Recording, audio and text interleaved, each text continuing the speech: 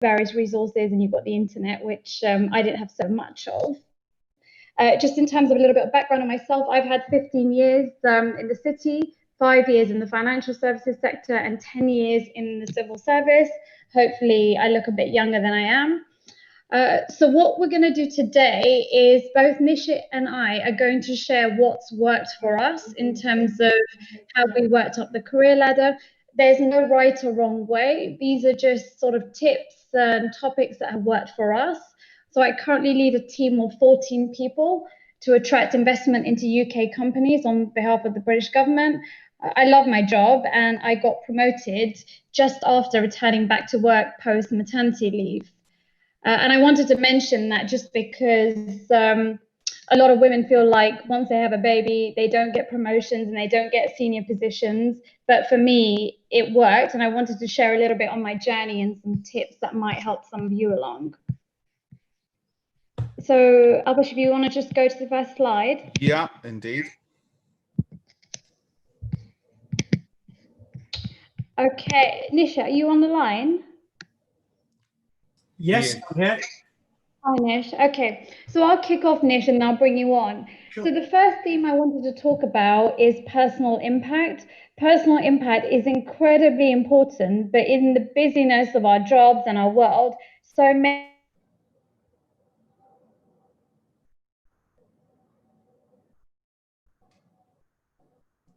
Oops, I think her Wi-Fi might have just let her down at the important moment. She'll work that out. I always think there's someone waiting with a button that goes right now. You know, stop. Yeah, just as you're about to get really interesting. Yeah, am I back? You're back. You're back. Okay, hopefully it won't happen again. Technology, given we live in London. Should I start again? Yeah. Yeah, please. You're. Okay. Yeah. So personal impact, and I put this up front because I think it's so important. Being aware of how you come across, being self-reflective, thinking about how you can improve. So many of us just don't do it, not because we don't want to, we just don't think we have time for it, or we just don't think about it in the busyness of life and work. So what I would suggest people do, and what I try to do, at least on a weekly basis, is truly reflect on myself and how I come across, and also how I can improve. And the one practical way of doing this is in meetings. Meetings are an incredibly powerful way to make personal impact. So and the way to do this is to plan in advance. It's so important to prepare for meetings. I remember when I was younger, I would kind of just stroll into meetings with my coffee cup, often 5-10 minutes late, not read the papers, not really thought about the meeting. And I realized I was really missing a trick. And what I do now is I always prepare for my meetings. Even if it's 5 minutes, I think about where I'm going to sit in the meeting, what am I going to say, how am I going to say it, who is my audience. It's so easy to present problems in meetings, and quite often you'll find that many of your colleagues will do. I now try to ensure that I am not that person that presents problems. I try to come up with solutions. I do simple things which include not being overwhelmed, not presenting myself as someone that can't cope in meetings. It's all of these attributes that many people do it subconsciously. We don't realize that we're displaying signs of stress, displaying signs of we can't do something. What you want to do in meetings or in discussions is give the impression that you can do your job with ease, and also that you love the job you do. If you think about it more from a kind of senior leadership perspective, if you were looking to promote someone within your team, you would promote the person that loves their job, that copes incredibly well, not the person that's struggling in the office till late, always complaining or always overwhelmed. So think about the sort of personal impact you have, and think about ways that you might convey some of these attributes. Nisha, did you want to add something? No, I agree. You know, whenever you meet someone external, whether that's in your own organization or a client, you have an opportunity to sell yourself, And what your employer wants you to do is sell them. They want to know that you can represent them in that room, and you'll represent the values of that company. I remember there are some cases where it's very difficult to do that, such as where there's a language problem, you know, and I've sat in many meetings where I don't speak French. I wish I did. I may understand a little, but you still have to look professional. You still have to make sure you're following, you know, the discussion. And it's really those 5 minutes, those 10 minutes. What I used to do is figure out what I wanted from the meeting. Where do I want it to go? And meetings have a habit of you start off with the niceties, whether it's the weather or, you know, where have you been on vacation, or you try and find that commonality or that personal link with the person you're trying to make the right impression with. And the discussion may continue along in the meeting. And many meetings end up with no real conclusion. And you walk out and you say, you know, the worst thing I hear, and I hear it often from my colleagues, that was a good meeting. What does that mean? Well, the good meeting needs to have an objective and a conclusion. And in your mind, I always find myself thinking about where I want to go, irrespective of the conversation that's happening at the time. And it's interesting because it's those last 10 minutes in the meeting that I always found are the most valuable, right? Those last 10 minutes where you have an opportunity to bring it back to the matter at hand, to bring the concluding remarks, to make sure that the people that you want to make an impression with, whether it's your colleagues or external clients, remember you, because that's what they'll take away from that meeting. Guys, let me ask you both this question. Look, you both came from very regular backgrounds, you know, state schools, got top degrees at top universities. Where do you learn this stuff? You know, neither of you had mentors really until later in your career. How do people learn this? How do they get, I mean, you know, Ekta, you're in and out of number 10. Nisha, you've done some of the biggest tech IPOs in the world. There must have been somebody who taught you how to be so that you got to where you have in your career. Shall I go first? Yeah, Go first. Absolutely. So for me, it was a very unusual path because I started working when I was 13. And when I was 16, I got a job at a company that doesn't exist anymore. In effect, it was Dixon's. Dixon's bought it. It was called Curry's, and it used to sell electrical goods. And it was my Saturday job. And I was 16, and I got in. I used to spend my time in their stores because I love programming computers, and I couldn't afford one. So I used to stand there on a Saturday and program on their computers on the shelf. And the manager offered me a job, and I started selling every Saturday. And actually, it was that. I mean, when I went for my first interview at BZW back in 1989, 90, they said to me, "What makes you think you can sell equities?" And I said, "Well, it's all about people, isn't it?" And I've spent my entire time since I was 16 learning how to talk to people, identifying someone who's a potential customer or not a potential customer. And I remember the line that I used, and I said, it really makes no difference whether you're selling a kettle or a fridge or a freezer or a TV or selling stocks. You've got to understand your product, and you've got to understand people. So I learned it that way, by being on the shop floor, talking to people, understanding how to engage at a personal level, and then achieving what I wanted to achieve, which was ultimately, at that time in my career, a sale. Now that sale may be worth £10, or in my banking career, you know, hundreds of millions, or, you know, my largest deal I ever did was 7.5 billion. It's the same thing. How do you engage with people? So I learned it through the shop floor. Okay. Ekta, before I bring you in to ask that same question about the mentoring, how did you learn all of this stuff? Everyone who's on, you can ask questions. And I noticed we've even got Baroness Verma. I might bring you on a bit later on in the Q&A as well to add to this. Thanks for being on. But for everybody who wants to ask questions, there's a question and answer sort of window you'll be able to find on there, and we'll do the Q&A, but I'll interject those. Ekta, your views. How do you learn some of this personal impact stuff? So really simple. I mean, I'm also conscious of time and we've got a lot of content to cover.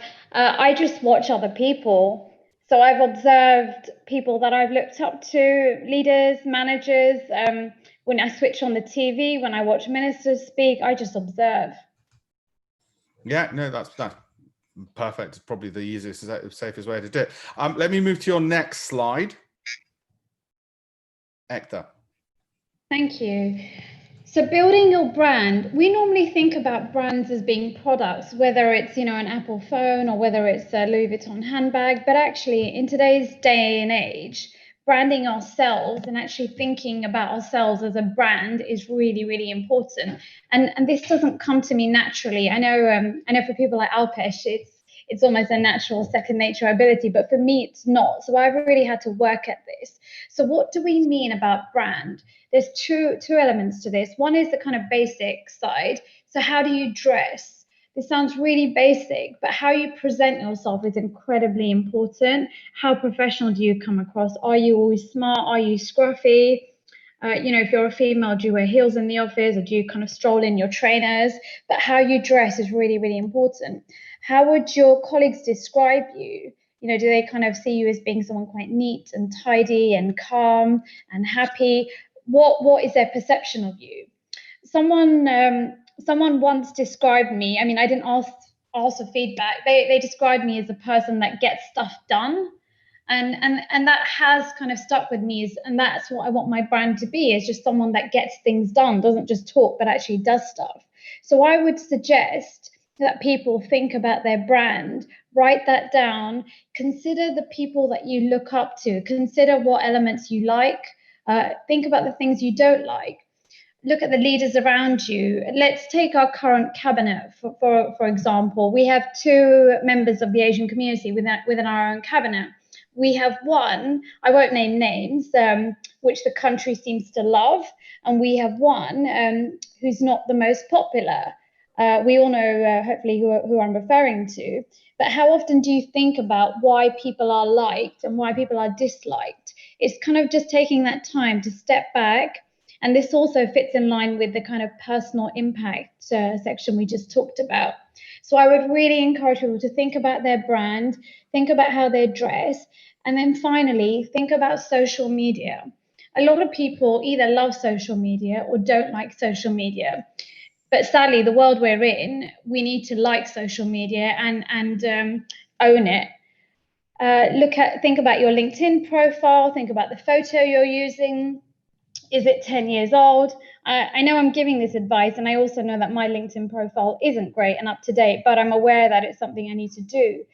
Think about whether you want to post articles on LinkedIn. Do you want to be considered as a thought leader? Do your fellow colleagues follow you on LinkedIn or Twitter? How do you want them to perceive you? How active are you on some of these social media accounts? Think about all of these and use your brand to convey what you want to do via your social media channels. Thanks, Ekta. Before I ask you to talk about the next slide, your support system, just to let you know, we've got several questions come through now. One, I just want you to address right now very, very quickly before we go to the Q&A a bit after the presentation, which is one attendee's asked, as Indians were brought up to be humble and obedient. However, this puts us at a disadvantage. How do you get over this cultural attribute? A quick answer from you, Ekta, on that one. So I really couldn't agree more, particularly as females. You're raised to be obedient, not challenge the status quo, certainly kind of not challenge people that are older than you. I've had to learn and change, and I think it comes with time and with confidence. The more you have confidence in yourself, the more you understand your work and what you're trying to achieve, the more confidence you have in yourself to do that. But I agree, it is a challenge. We as members of the Asian community will have more than someone perhaps kind of white middle class.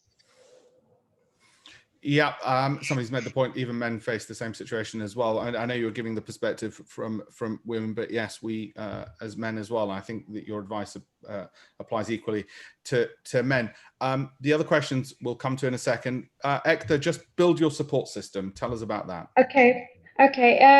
So people often talk about networking. Personally, I really hate that phrase. For me, when I think about networking, it means turning up to a random event, talking to randoms all evening, not really knowing why I'm speaking to them and what I want to achieve. So I try not to use the word networking. For me, what's worked much better is building a support system, both inside and outside of work. And that means identifying specific people that will sponsor me, give me the advice when I need it, push me, and even pull me up when I'm not doing things quite right. So I currently have at least 4 to 5 people I often turn to. I have coffees with them. I would have had dinners with them before COVID. These relationships are really informal. A lot of them are very senior members of government. What I've found is very often no one will say no. If you're asking someone for advice, it's highly likely that most people will feel like they're being valued by you and they will give you their time. So don't feel afraid to approach very senior members of your organization for advice. So I have built that support system over time, and that really, really helps me. I know if I'm having a dilemma with someone in my team, whether I don't know how to I recently had to do an event in Japan and I wasn't quite sure how to work with the Japanese audience. I also had an interview recently for my promotion, all of these sort of things. I have various people that I know I can call upon and they will help me and guide me. One quite interesting conversation I recently had with a very senior director in my department was around, he said to me, "Why are you always in such a rush?" And I said, "What do you mean?" Because I just got this promotion and I was already telling him that I wanted my next promotion within 2 years. And he said to me, it's okay to take your time and it's okay to kind of have times in your life when you slow down. And it's having those kind of perils of advice from your support system, which can really, really help you. I would also suggest you have external stakeholders. So don't just have people in your organization. Think about the wider ecosystem, think about the clients you have, and use them as much as people within your organization. Thanks, Ekta. And before I bring Nishit in, which I'm going to do after your slides, I don't want to think we've left him out. Keeping you to time, manage your manager. Okay, so this is often talked about, but what does it really mean? So this is my personal take. I believe that my job is to make my boss look good and make his boss look even better. It's also my job to make their lives easier. What does that mean, and how do I do that in practice? So there's a couple of things that I've learned over the last kind of 10 to 15 years, and now it's become second nature to me. Firstly, I'm considerate as to how they like to work. So this is the more practical side. Do they want detail or do they want high level? Do they want to be hands-on? Do they want to read stuff? Do they want verbal updates? Think about how your manager likes to work and try to make their life easier. One of the things I always do is that we get a lot of briefings that we need to do and pull together very quickly, and giving it to your boss kind of 5 p.m., which needs signing off next morning, it is not a nice way to work. It's not nice for him and it's certainly not nice for me. I always try to plan these things in advance, and I will put time in his diary. So I'll put something in his calendar for lunchtime, even if it's 15 minutes, so he knows he has that time to sign off the document. The second thing is I try to preempt what they will value from my side. For example, if I see an email exchange, I will try and propose what an option or what ownership might look like from my side. That means that he's seeing me as being a potential leader. He's seeing me as being someone that's on his side and his level. What I try to do is not come to him with problems, but try to come with solutions. That doesn't mean I don't escalate issues. There are times when you need to escalate things which are above your pay grade, but use your judgment. As soon as you get a problem, don't go running to your manager on passing the problem on. Think about how you can resolve it. I also just want to talk a little bit around trust. I think having trust between your manager and yourself is so important. Think about building a bridge of trust between your boss and yourself. So he or she knows that A, that you're on their side, or also B, that you have the capability to cover in their absence. Okay, thanks, Ekta. Nish, do you want to add to those points that she's raised, or add some of your own to those and how you did it in your career? Absolutely, and I completely agree with the points Ekta's made, and I think they're the bedrock. But the group, your support group, shouldn't just be above you; it needs to be below you as you progress through your career, recognizing that you were in that lower level at some point in time. Building that network downwards as well as upwards is very important, particularly, and I hasten to say this, people like us, you know, we're in some aggressive industries, and Ekta and I both worked in very aggressive industries. You know, they look for opportunities to trip you up. We're not from the same background, we're not from the same culture, but we need to prove ourselves as people who can work with other people. And that's very important. I've had my wrists slapped where I couldn't. I remember very early in my career, they tried to find an assistant for me, and after 5-6 failures, I was very dictatorial and aggressive with HR and said, "Why can't you find someone to work with me?" And they said, "You don't understand. No one wants to work with you." Right? Nish, I've known you 20 years. That's still true today. Absolutely. And it was a work ethic. I said, you know, I'm a 24/7 person. I don't understand why someone else can't keep up with me. And that was the issue. I was a 24/7. I didn't realize that my commitment to the firm was not reflected by everyone across the team. And I needed to understand people have different priorities. I myself had different priorities when my son was born in 2001, one of the reasons I left banking. You know, and priorities change as you go through your career, and you need to recognize that. Now, we pride ourselves on having that work ethic, and I would never do anything to change that. But we have to understand that not everyone shares that same vision. It doesn't mean we give up on ours, we just have to understand theirs. But building that support network up and down is very important. Thanks, Nish. I think that leads nicely into the point on Ekta's slide on empower your team. Before I do that, I just want to touch upon one question, which you might be able to see on screen, but I'll read it out. I work at a senior position at Sky Television. In the last few weeks, a lot is now being done to increase BAME and diversity among the current workforce, especially when considering promotions. What radical ideas do you think we should consider to do this, especially to increase the influence and seniority of ethnic minorities? Any thoughts, either of you, on that? I'm happy to jump in. Yeah, please. Look, when I went to India to launch my second business, I was very, very anti the idea that exists in India, which is positive discrimination, right? Reserving jobs and certain jobs and for the scheduled castes, as they called it in India. Having seen it in practice, I now understand more that actually it's probably a good thing. And maybe one of the areas that the Western cultures have fallen down on is the fact that we preach equality. And ultimately, what does that mean? It means that we want to be judged on our performance. We believe in a meritocratic environment, whether that's in your private lives or in your professional lives. That's not how society's been built.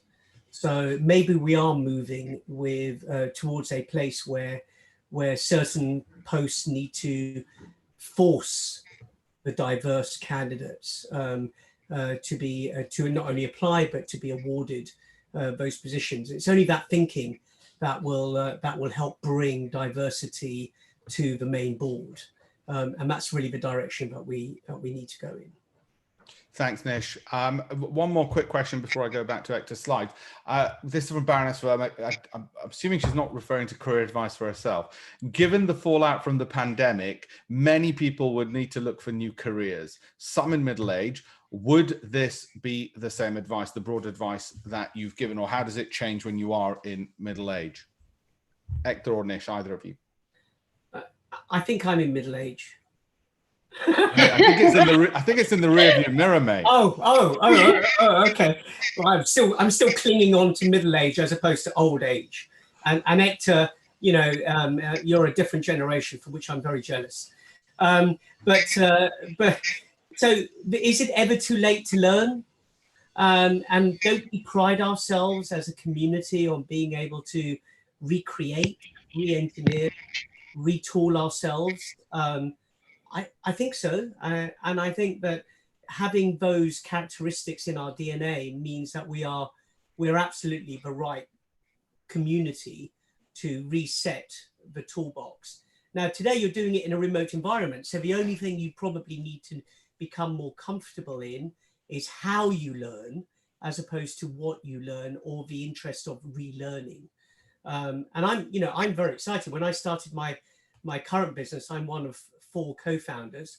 But out of the 4, there are 2 PhDs, a PhD in photonics, a PhD in quantum mechanics and cryptology.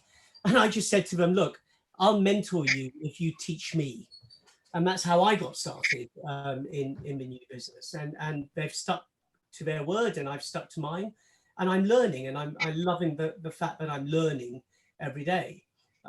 Because actually what I bring to the equation is the ability to communicate probably a very complex technology, a very complex product, but in layman terms. And it takes me back to selling on the shop floor, which was probably the most invaluable experience I've ever had in my career. If you can't communicate, you can't sell. And if you can't sell, you're not going to create any value. Now, thank you. Sorry, go ahead. Can I add my take? Can I add my take on this? So I think with age comes a wealth of experience. Whilst we're not ageist in any kind of recruitment process, I know that when I look for people in my team, I highly value people that come with a wealth of experience. And I think it comes back to that discussion around branding. So if you are middle-aged and looking for a new career, think about how you will brand you and position yourself, and think about how you will project that wealth of experience that the youth often don't have. I had a specialist in my team that was in his 60s, and he was one of my most valuable members of teams, just largely because of the wealth of experience he had and wisdom. Thank you, Hector. Your next slide is empower your team. I've got a poll on the screen at the same time, which people can fill in, and they are doing. When you talk about this subject, empowering your team, I want you to also incorporate the answer to a question we've had, which is how to convey and put across your point in a firm yet diplomatic way when you sometimes are either hesitant or when you're too blunt and honest. That comes from M. Thank you. And I think it relates also to what some of the things Nishit said. So could you answer that question and do your slide on empower your team? Sorry, Alpesh, did you say is that verbally or written?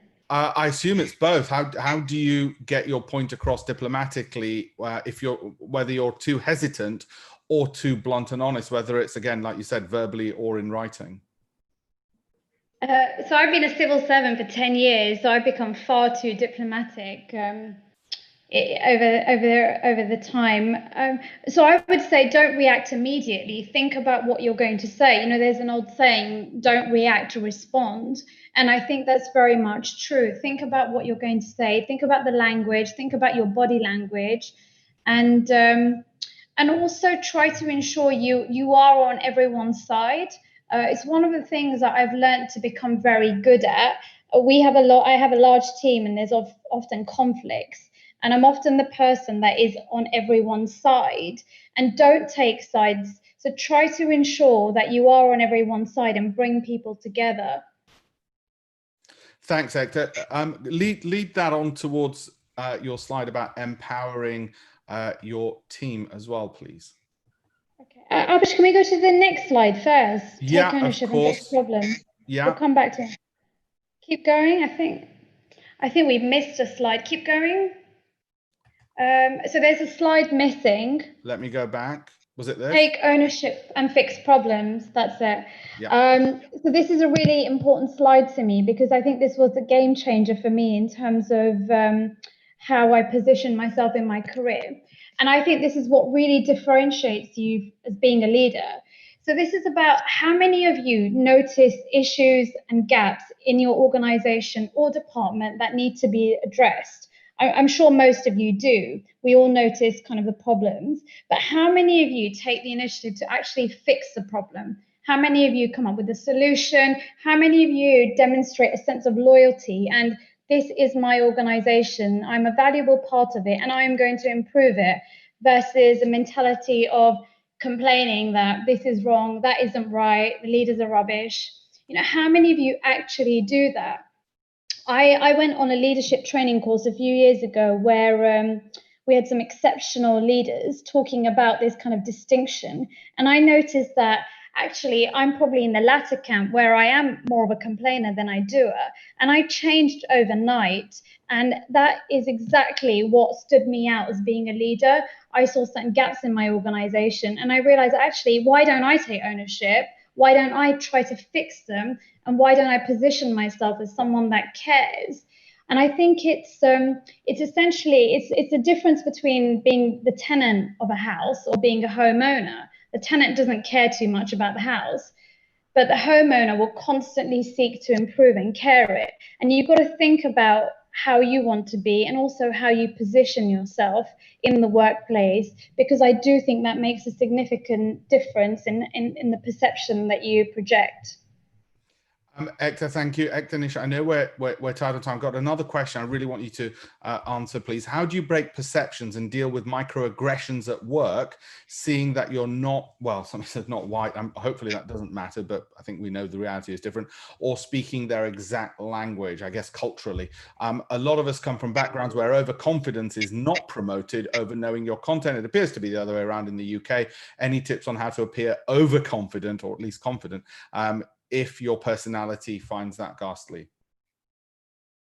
Yeah, I used to struggle with that, particularly in the banking sector. I mean, sometimes, I'm not going to lie, the organization may not be right for you. I worked in Deutsche Bank, a German investment bank, where it was incredibly aggressive, male dominated, and I didn't feel like I could ever grow in an organization that didn't fit in with my values. So I did make the brave decision to leave, and I found a home in the civil service, which is highly welcoming. It's not aggressive, it's incredibly inclusive, and I don't face that battle constantly.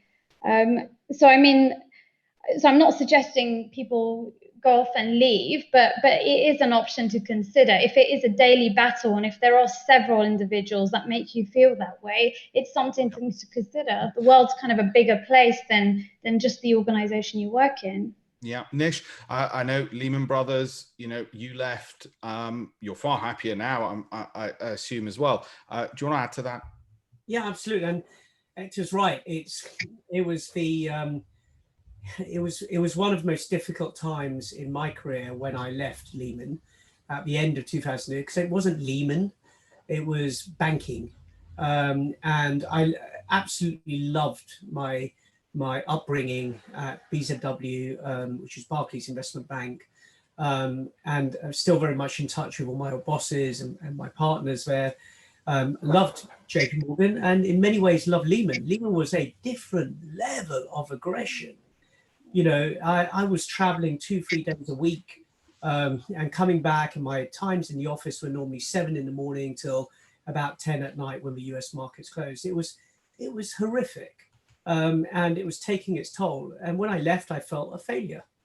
And when I started my first entrepreneurial venture, and Alpesh was there when I started my first business, and you know, we first connected with Ty more than 20 years ago, and it showed me that actually there's a kind of person who loves and needs that big brand, Lehman, JP Morgan, Barclays.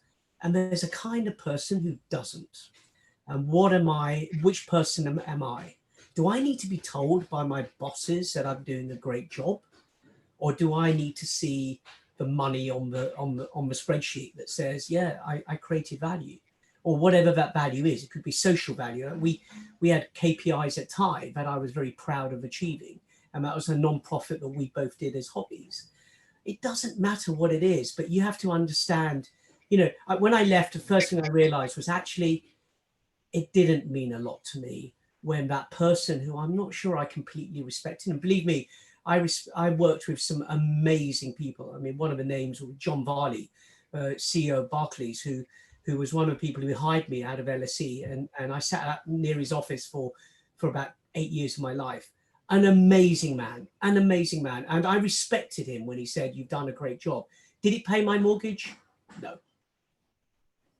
Yeah. So you've got to define for yourself what those accomplishments or value or you need to walk away with at the end of every day. Say, I've done well. Yeah. And banking makes you feel the only thing that is important is a credit from your boss.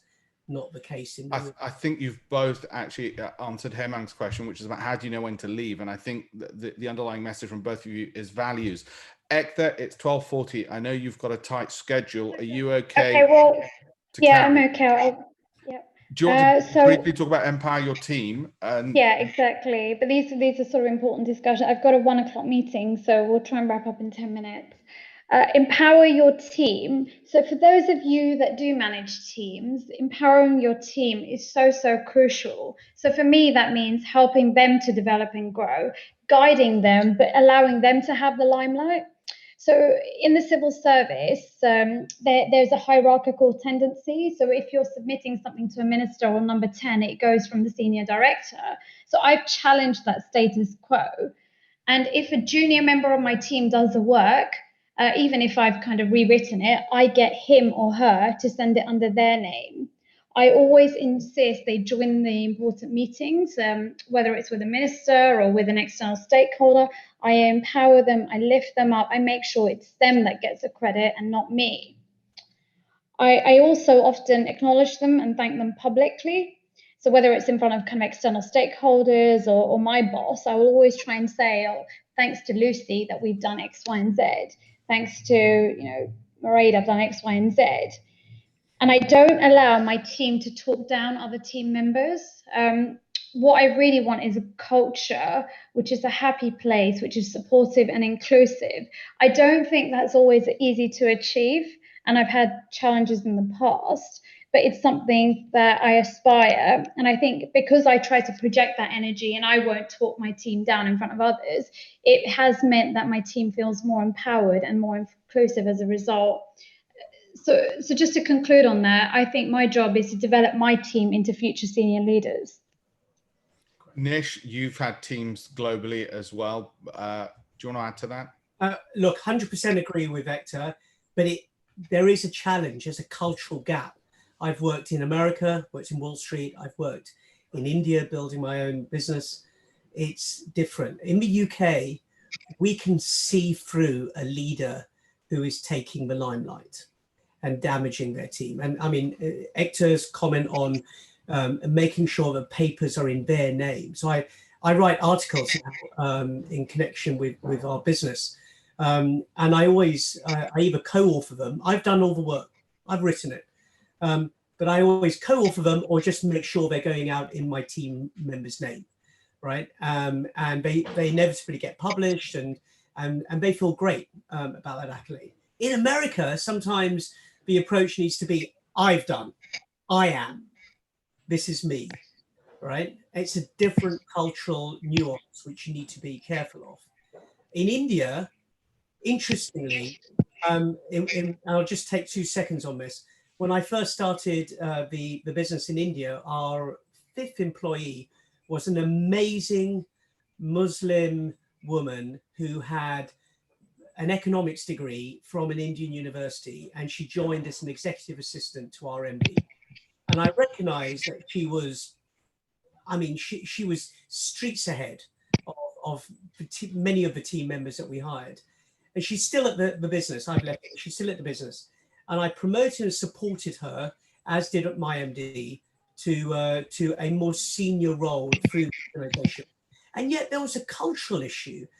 When I took over as CEO, I put her on the operational board. And she joined as an assistant and then became a member of the operational board. Initially, she was very quiet and shy about giving her opinion.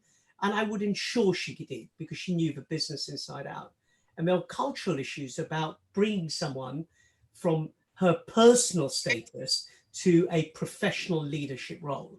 And that caused ripples through the organization. I still believe it was the right thing to do. And she's gone on to be operations head, and she joined as a secretary in India.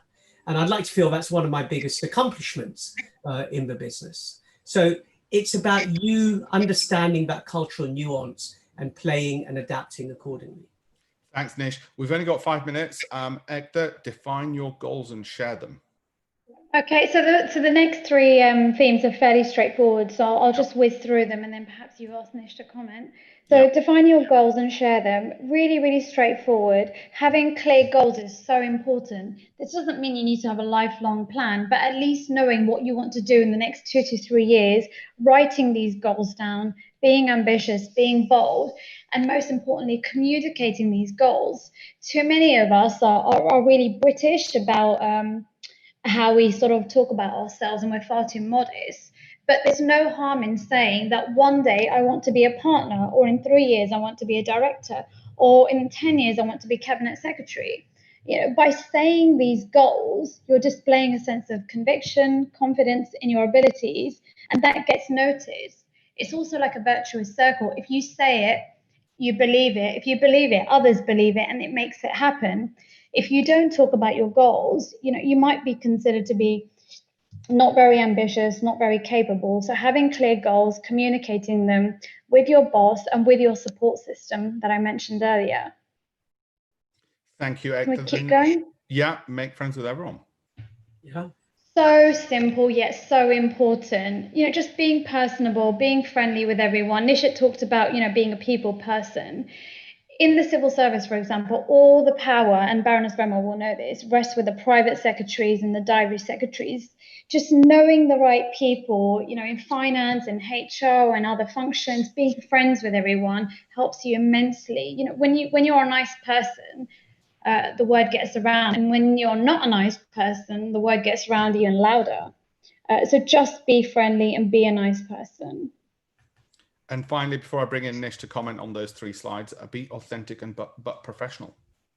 So this is very specific to us as being kind of Indians growing up in the UK. I used to think that if I wanted to be successful, I couldn't be myself. I had to be this kind of alpha male and try to change myself, particularly in banking. It makes you feel like you can't be yourself. And I've learned over the years, and the civil service, huge credit to them, has allowed me to be myself and still stand out. So I think about how you want to be authentic and be true to yourself, because then it's not a battle. You are yourself every day. And also projecting your own personality is actually a really nice and valuable thing you can do. You know, it gives you the edge. You know, my team knows a lot about me personally, and I like that. And I think they see me as being, you know, someone that isn't just the person that leads their team. And the more you can be yourself, the more you're at ease at your job and you do better. So I would say try as much as you can to be yourself and enjoy the journey that you have. Thank you, Hector. Nish, can I bring you in on any comments on those? Authenticity, friendliness, and goals. Anything you want to add to that? And we do have one question I want you to incorporate in this. Person said, look, I've been in my career 20 years. I'm now thinking, do I do an MBA, an MSc, or write a book? In other words, completely jump ship. You know, what if you do want to change careers on top of goals and success on the ladder as well? Yeah, absolutely. And isn't there a difference between job and career? You know, a career feels more like we bought into the whole journey, you know, whether it's in investment banking or whether it's entrepreneurship as a career. Whereas jobs sometimes feels like I'm going out, you know, and I'm doing this 9 to 5, right? And I'm paying the mortgage and I'm coming home, and I have a life that's very important to me, which is maybe my personal life or other activities. So defining your career, your goals is personal as well as professional. I mean, I defined a goal when we started TIE, Alpesh, you and I, right? And I made it very clear then that while I started as events chairman on the board, and that's a job I wanted to do, I ultimately wanted to become president and chairman, right? And I think everyone knew that around the table, but that was a hobby goal for me, right? In my career, I never looked at investment banking as anything other than my career. It wasn't a job. You couldn't do it if you just thought in your mind, it's a 9 to 5 and I'm going to come back. So in answer to your question, you know, you still have, for 20 years, you've been leading a tech team. That sounded, the way you've written the question sounded like you were doing a job, right? And maybe it's now time to take control of your career, your professional career. That involves writing a book, great. If you're doing an MBA, it's because you want to learn, not because you feel it's a new chapter that someone's going to buy into to give you another job, if that makes sense. Yeah. Right. Thank you, Nish. Hector, it's 12:50. I think you've got an appointment with the Prime Minister at 1. So not quite the Prime Minister. Alpesh, given this is the first time we've done this career clinic, it would be great to just have some quick feedback from the members on whether they found this useful, how we might do this better. Thank you. Yes, please, people on the question and answer, if you wouldn't mind putting in your comments, please, that would be most appreciated. I should say, Hector has been part of City Hindus Network since, what, about 10 years now, I think. So it's something. I joined it when I was young, free and single, left it. Well, whichever man ruined your singleness should be ashamed of himself. But she's been devoted to City Hindus. I think it's probably a good point to wrap it up, Nish, unless either of you got any other points. If people would in the Q&A just put in their comments, feedback and so forth, that would be most appreciated, so we know what to do going forward. I want to give a special thanks to both our panel members and also to Baroness Verma for being on as well, given that she's busy in Parliament and it's a busy time. So thank you all for being part of it. Hector, if you need to jump. Nish, if you've got a couple more minutes, I thought we'll quickly run through some of the Q&A. Thank you. Thanks, everyone. Thank you. Bye. Thanks, Hector. Nish, if you've got a couple more minutes, I'll go through just one or two of the other things which are in there. Got a good one here, which actually will relate to you in investment banking, Nish. How do you deal with authenticity and be friendly if most of the socializing is not congruent with your values? Example, alpha males, heavy drinking and drugs. And I should say I'm a teetotal vegetarian and I was a barrister. So, you know, I think I can answer that as well as you can, Nish, because you're not alpha male, heavy drinking or into criminal drug behavior. Nope. And I think though the culture is changing.